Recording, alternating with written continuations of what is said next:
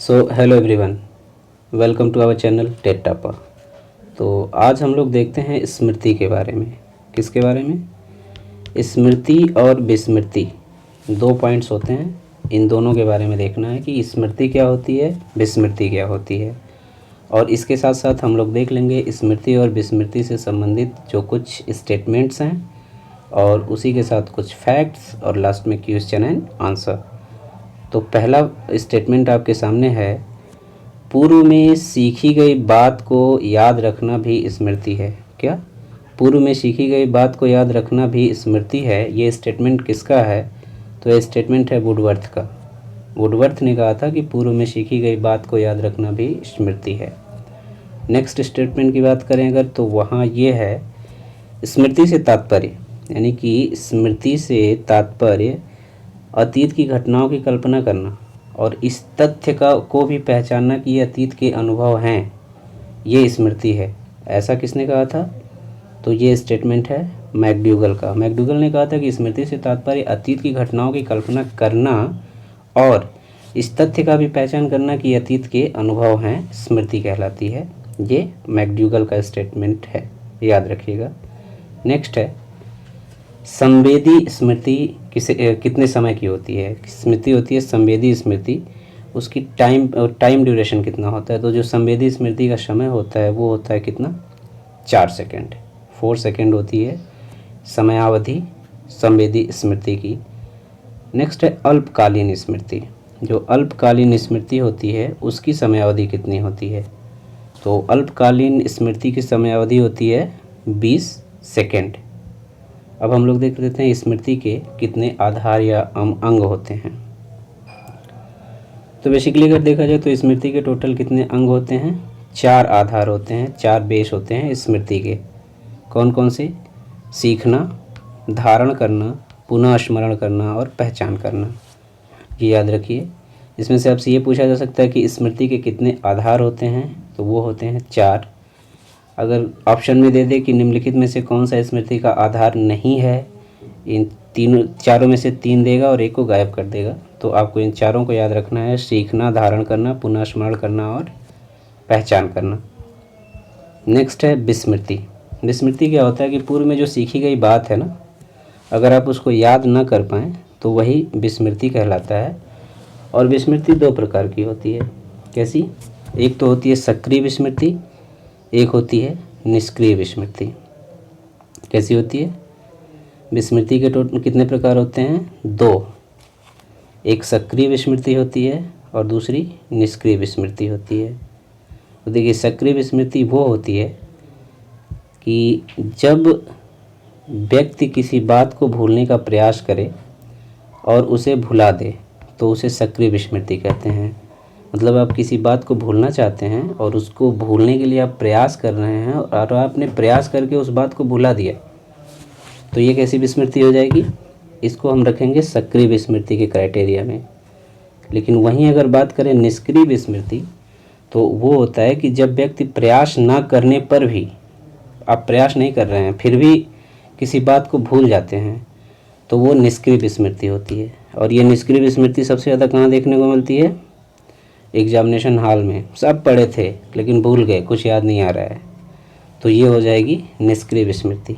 ठीक है, अब आगे देखते हैं क्वेश्चन आंसर। पहला क्वेश्चन है कि विस्मृति कम करने का उपाय है। जो विस्मृति है, भूलने की बीमारी, उसको कम करने का उपाय क्या है? सीखने में कमी, सीखने की त्रुटिपूर्ण विधि, पाठ की पुनरावृत्ति, स्मरण करने में कम ध्यान देना। तो देखिए, एक तो विस्मृति है यानी कि भूलने की समस्या है, ऊपर से अगर आप सीखने में कमी कर देंगे तो वो बढ़ी जाएगी, कम नहीं होगी, कम करना है।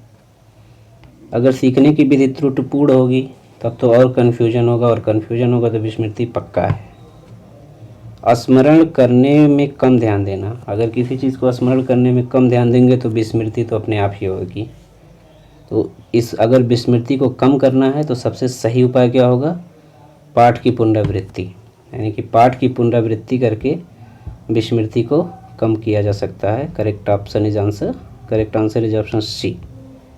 नेक्स्ट देखते हैं। सीखी हुई बात को स्मरण करने या पुनः स्मरण करने की असफलता कहलाती है। जो बात आपने सीखा है उसको आप पुनः स्मरण नहीं कर पा रहे हैं तो इसको क्या कहते हैं?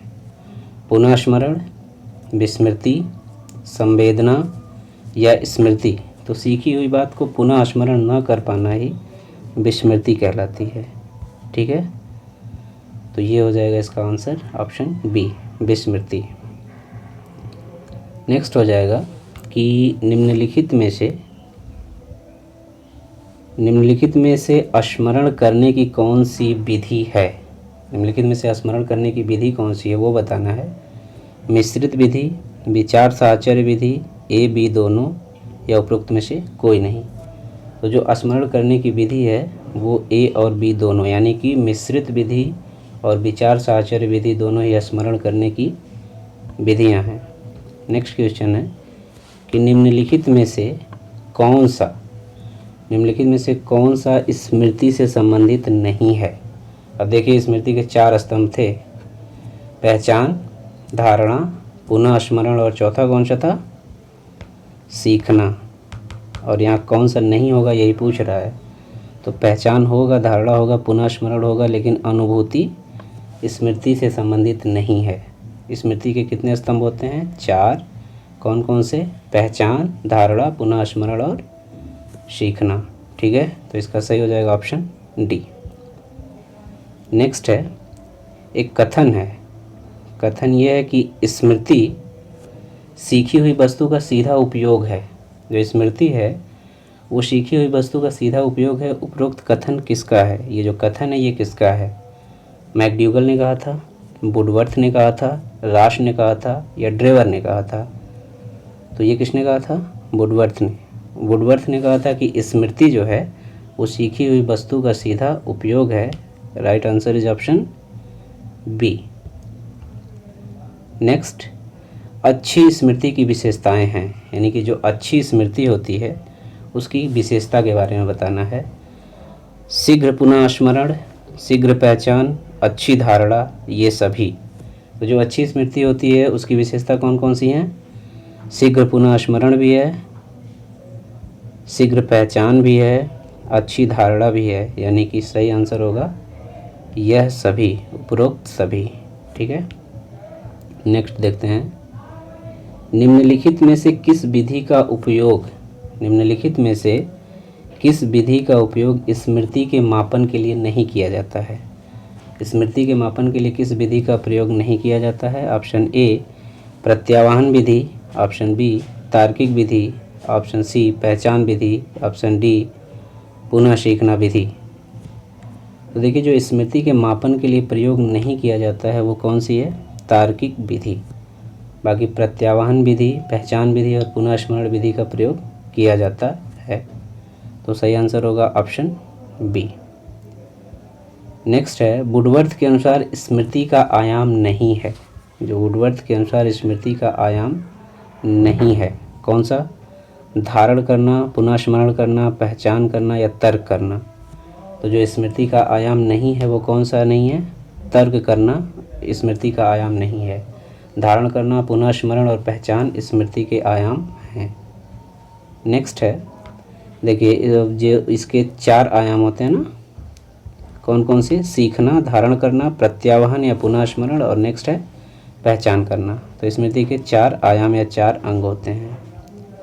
नेक्स्ट देखिए, सीखी हुई बात को स्मरण करने या पुनः स्मरण करने में असफलता को क्या कहते हैं? सीखी हुई बात को स्मरण करने या पुनः स्मरण करने में असफलता को क्या कहते हैं? कल्पना, स्मृति, विस्मृति या ध्यान। तो अगर सीखी हुई बात को आप स्मरण नहीं कर पा रहे हैं तो उसको क्या कहेंगे? विस्मृति। ठीक है, ऑप्शन सी। नेक्स्ट है, संघनन का सिद्धांत निम्नलिखित में से किससे संबंधित है? जो संघनन का सिद्धांत किससे संबंधित है ये बताना है। अधिगम से, अभिप्रेरण से, स्मृति से या सृजनात्मकता से। तो संघनन के सिद्धांत का संबंध किससे है? स्मृति से है। संघनन के सिद्धांत का संबंध स्मृति से है। तो ये रहा आज स्मृति से रिलेटेड कुछ फैक्ट्स। मिलते हैं नेक्स्ट वीडियो में, तब तक के लिए थैंक यू।